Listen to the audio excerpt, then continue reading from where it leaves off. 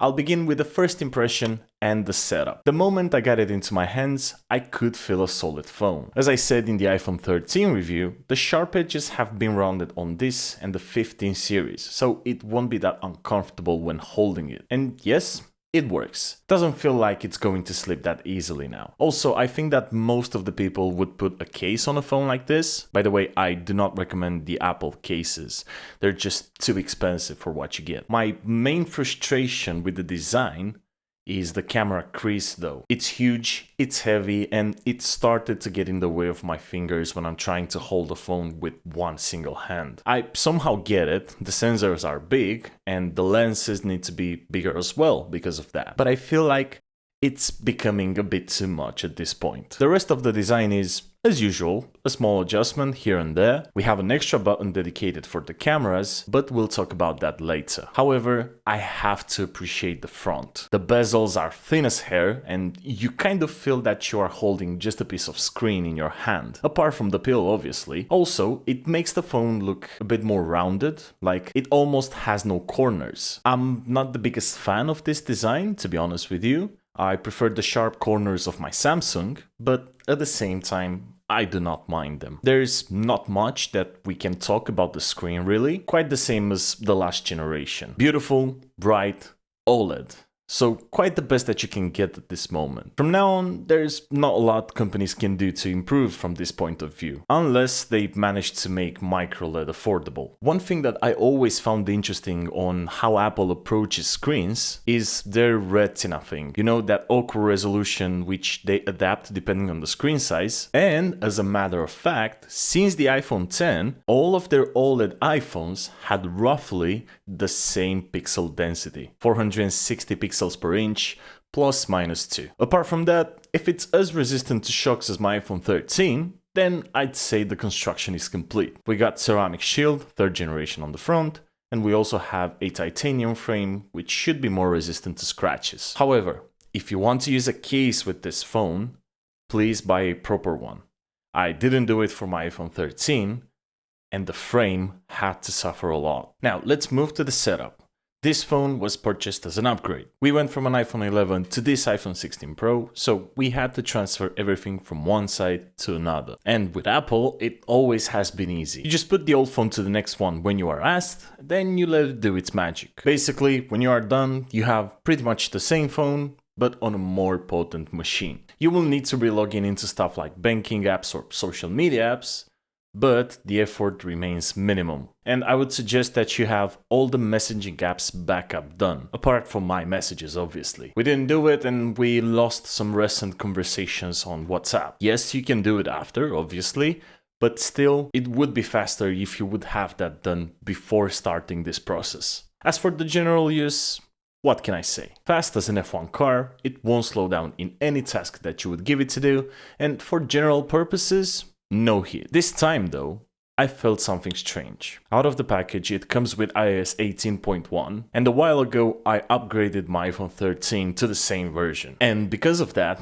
I didn't really notice any difference. Apart from the 120Hz display, obviously. Yes, the screen is a bit better, the chip is faster, more options in some cases, but the general experience is simply the same. That made me realize that we are getting close to that point when yearly upgrades will become so boring that they will not be worth anything. And I repeat, it's mostly for the general purpose, but 90% of the people are only interested in that. When it comes to the heavy stuff, yes, this phone is capable of a lot of things, but we'll get there. Now, let's talk about the cameras. Not a lot of differences compared with the last generation.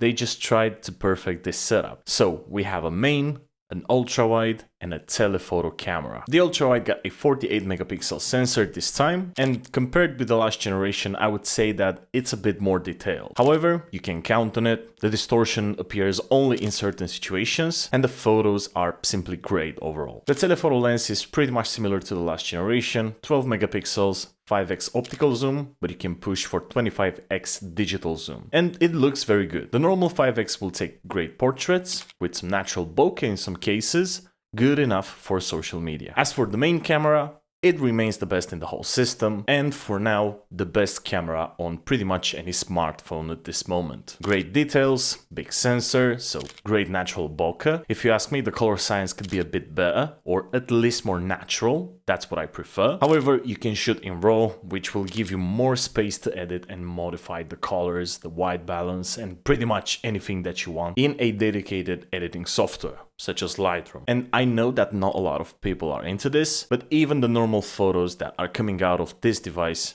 are great. But for the people who are into this, it is there and it's great. Also, there is this new button on the right side of the phone. And I have only one question. Why? It looks like a bit of a stretch, to be honest. Like Apple tries to say, hey, you have more control over the camera now. Okay, let's see. What can we control? The aperture? The digital one, obviously, because the aperture is fixed on these lenses. The zoom, or switch between the lenses and go with the selfie camera as well. Some photo styles, the focus, and that's pretty much it. Can you change the ISO? Can you set up the white balance? Can you change the shutter speed? No, no, and no. So what control are we actually talking about here? I don't mind using third-party apps for that, but I would love to see Apple doing something for the photo enthusiasts as well. Oh, and this button can launch the camera. If you long press it, guess what other button can do that? The action button. Don't get me wrong, they tried, and I love Apple trying new stuff like this, but the way they market things like this, it's just not right. Before I jump to the video part, I have to say that Apple doesn't really make it easy for you to activate stuff like ProRes or RAW photos. Like, you need to go to the settings, find the camera, and then the menu that you have there is not the most intuitive. I hope they will work a bit more on that. Also, there's something which deserves a mention, and that's the Photographic Styles. And here's why. With normal filters, you basically apply a layer of changes over the already processed photos. It's like applying makeup to hide the scar, whereas the Photographic Styles take the info behind that processing and alter it, like healing the scar before applying the makeup. Not the best analogy, obviously, but it is a cool feature. It somehow tries to edit the info inside the photo before processing to apply a certain style, without leaving artifacts after. Very, very cool. Now, my favorite part. Video performance. Every single year, Apple releases a statement from this point of view, because they're just simply the best when it comes to video shooting. So, I think I just need to say this. 4K 120 FPS, ProRes, Apple log. And the best part is that you can even shoot straight on an external SSD, which doesn't even have to be that expensive. It just needs to support USB 3.2. And you will need that external SSD in case you want to record that 4K 120 FPS with both ProRes and log. If you just want log, you can record that 4K 120 straight inside the phone storage. If you want both ProRes and Apple log, then you will be limited to 4K 30 FPS, unless you bring an external SSD into play. But let's take out these features. Even the basic videos are looking great. Also, there's this cinematic video mode, which does an amazing job, at least compared with my iPhone 13.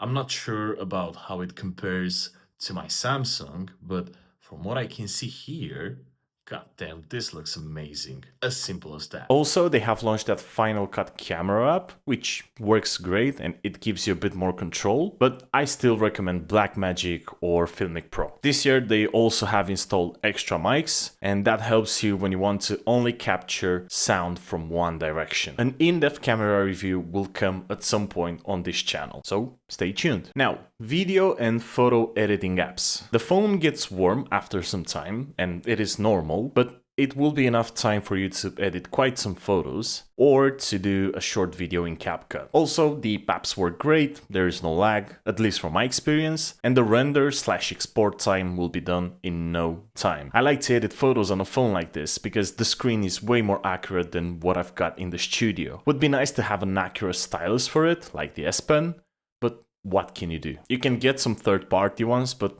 they won't be as good. Gaming-wise, again, nothing bad to report here. It does get warm a bit faster though, mostly because of the GPU workload that it has to support, but 90% of the games will be an easy job for this phone. The rest 10% will be just as easy, don't worry, but not so easy on the battery. Speaking of which, decent autonomy, you will get to the end of the day with it. However, you shouldn't really trust a phone at the beginning when it comes to that. The real battery test is long term. And personally, I'm concerned with the iPhones because their battery capacity is usually smaller compared with the Android competitors. Apple is like, how much do we need to optimize the smallest battery that we can fit in a phone like this in order to give people a decent autonomy? And yes, their software optimizations are great.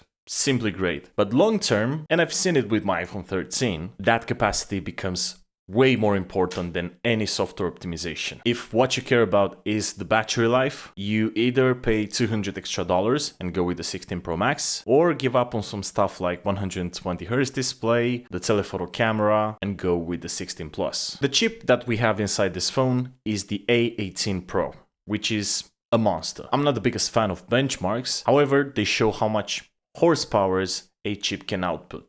Not how they are used though. You got the results here. If I have to summarize a chip like this, I would say power as much as you can fit. And you also get some AI stuff. Or at least you, the people outside the European Union. I can still access Apple Intelligence if I really wanted to, but to me it's just some basic ChatGPT stuff. Nothing more than that. And don't get me wrong, Apple is using machine learning for a long time. They had a neural engine inside their chips for ages. They just didn't call it AI, and that's why people don't really care about it. So yeah, for me, Apple Intelligence is also a stretch.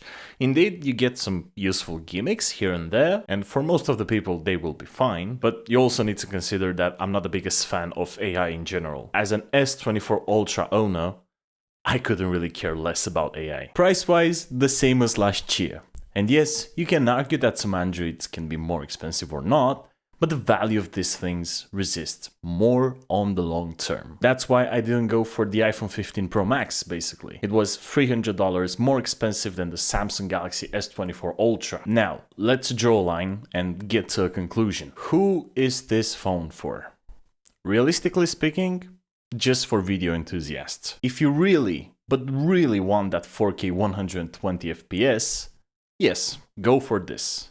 If not, look at the 15 Pros. They can still do ProRes Apple log, but you are limited to 4K 60. Also, if you have something like an iPhone 11 or 12 and you really want an upgrade, sure, it would be a good choice. But even in that kind of situation, I would still suggest to go for the 15 series. You get the same titanium frame, you get the same beautiful screen, but with slightly thicker bezels, pretty much the same main camera, very good video capabilities. The chip is not that behind the A18, and if you want Apple Intelligence, then the 15 Pro and Pro Max can handle that because they have 8GB of RAM. And I'm saying this just because upgrades are simply not that big of a deal anymore. And it's not just Apple's case. The S series from Samsung, for example, it looks the same for over 3 years now. And the differences in performance and features between the generations are simply not that big. Don't get me wrong, I like this phone, I like its camera, I like its power. All good, it's an amazing phone. However, the 15 series phones are also amazing. Also, Apple needs to understand that things like controlling the zoom with a button is not pro. On the contrary, I would say. Now, you let me know. What do you think about this phone and upgrades in general? If you got it, how does it work for you? And I've already seen some comments from 16 Pro owners on this channel, but the more input that we get, the better the opinion we can have. Also, if you upgraded or want to upgrade to this, what is the main reason? Let me know down below in the comment section. That's it for this video. I hope you liked it, and I hope it was good enough to deserve a like and a subscribe from me. I'm done here. I'll see you guys next week. Take care. Bye bye.